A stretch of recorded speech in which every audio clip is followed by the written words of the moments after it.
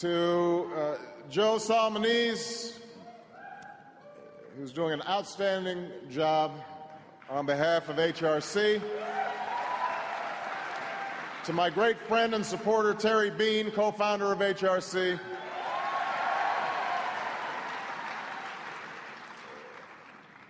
Representative Patrick Kennedy. David Heebner, the ambassador-designee to New Zealand and Samoa. John Berry, our director of OPM, who's doing a great job. Nancy Sutley, chairman of Council on Environmental Quality. Fred Hochberg, chairman of Export-Import Bank. And my dear friend, Tipper Gore, who's in the House.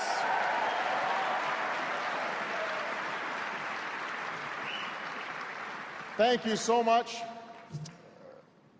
all of you. It is a privilege to be here tonight to open for Lady Gaga.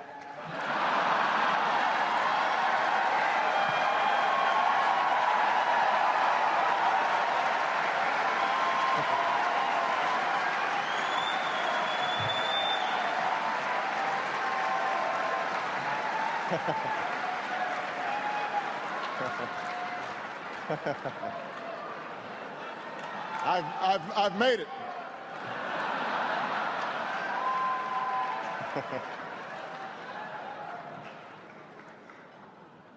I want to thank the Human Rights Campaign for inviting me to speak, and for the work you do every day in pursuit of equality on behalf of the millions of people in this country who work hard in their jobs and care deeply about their families, and who are gay, lesbian, bisexual, or transgender.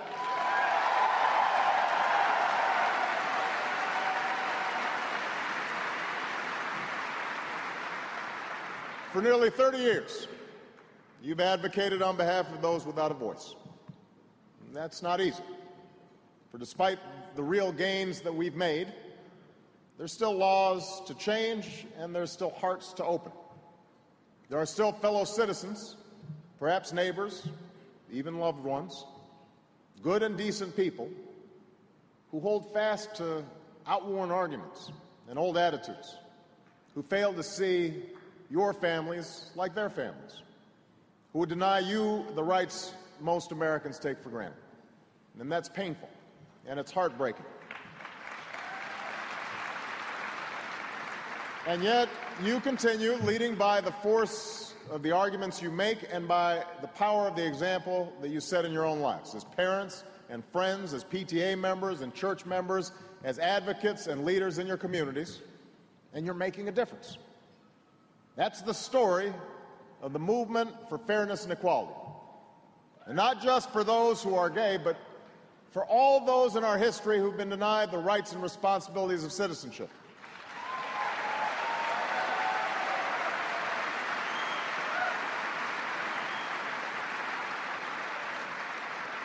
For all who've been told that the full blessings and opportunities of this country were closed to them.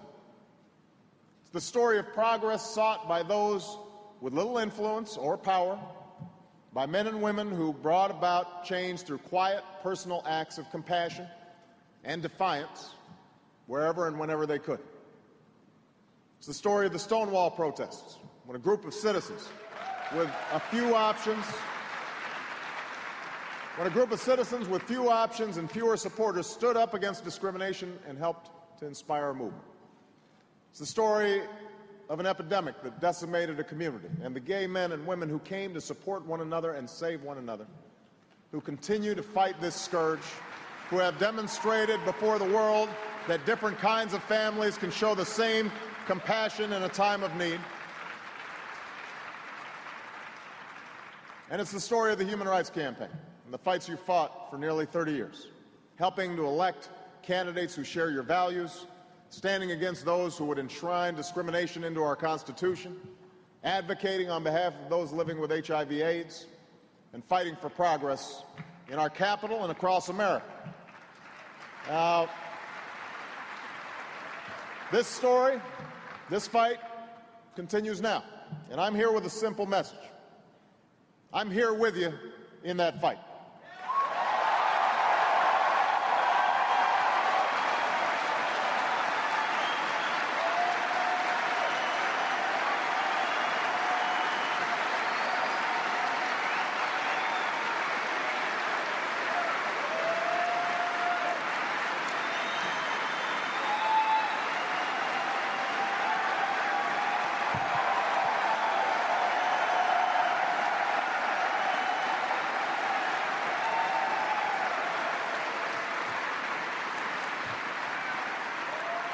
For even as we face extraordinary challenges as a nation, we cannot and we will not put aside issues of basic equality. I greatly appreciate the support I've received from many in this room. I also appreciate that many of you don't believe progress has come fast enough. I want to be honest about that, because it's important to be honest among friends. Now, I've said this before, I'll repeat it again. It's not for me to tell you to be patient, any more than it was for others to counsel patience to African Americans petitioning for equal rights half a century ago.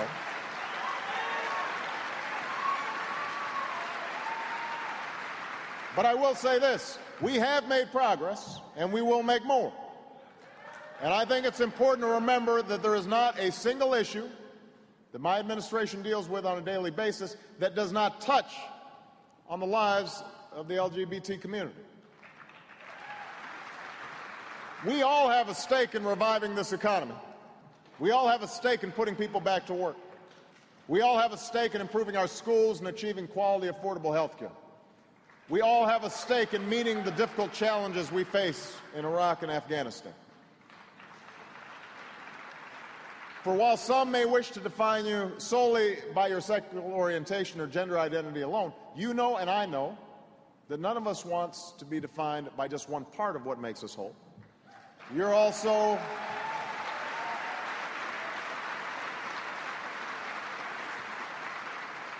parents worried about your children's futures. Your spouses who fear that you or the person you love will lose a job. Your workers worried about the rising cost of health insurance. Your soldiers, you are neighbors, you are friends, and most importantly, you are Americans who care deeply about this country and its future.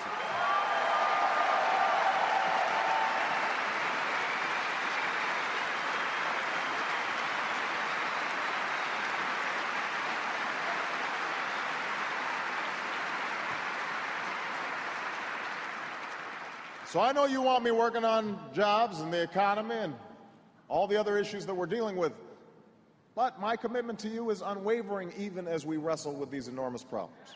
And while progress may be taking longer than you'd like as a result of all that we face, and that's the truth, do not doubt the direction we are heading and the destination we will reach.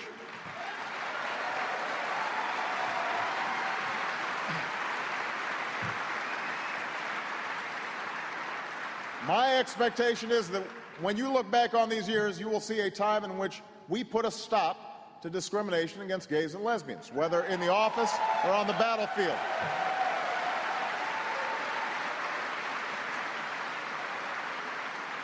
You will see a time in which we as a nation finally recognize relationships between two men or two women as just as real and admirable as relationships between a man and a woman.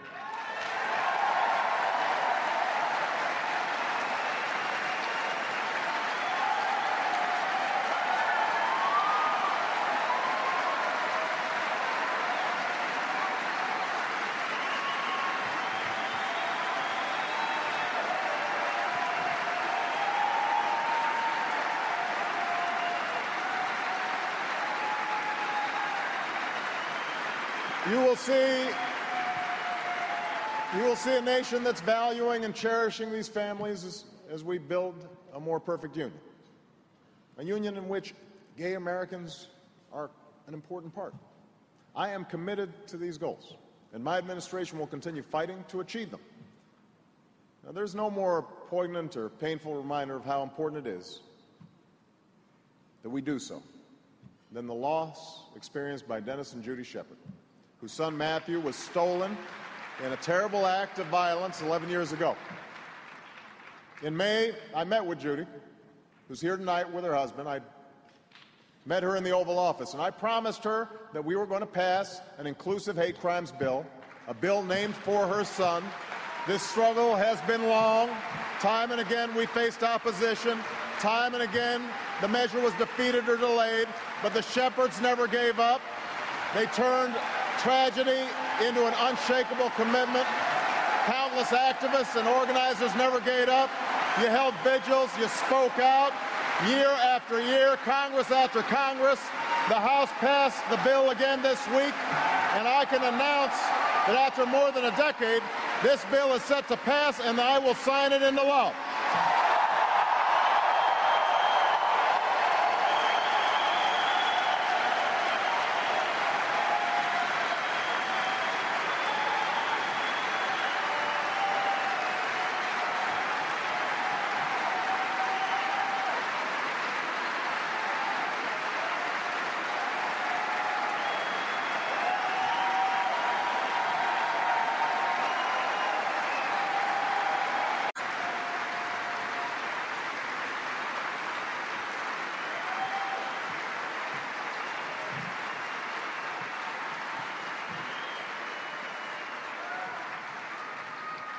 Tonight, somewhere in America, a young person, let's say a young man, will struggle to fall to sleep, wrestling alone with a secret he's held as long as he can remember.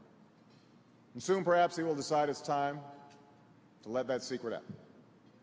What happens next depends on him, his family, as well as his friends and his teachers and his community, but it also depends on us, on the kind of society we engender, the kind of future we build. I believe the future is bright for that young person. For a while, there will be setbacks and bumps along the road. The truth is that our common ideals are a force far stronger than any division that some might sow. And these ideals, when voiced by generations of citizens, are what made it possible for me to stand here today. These ideals are what made it possible for the people in this room to live freely and openly, when for most of history that would have been inconceivable. That's the promise of America, HRC. That's the promise we're called to fulfill, day by day, law by law, changing mind by mind. That is the promise we are fulfilling. Thank you for the work you're doing. God bless you. God bless America.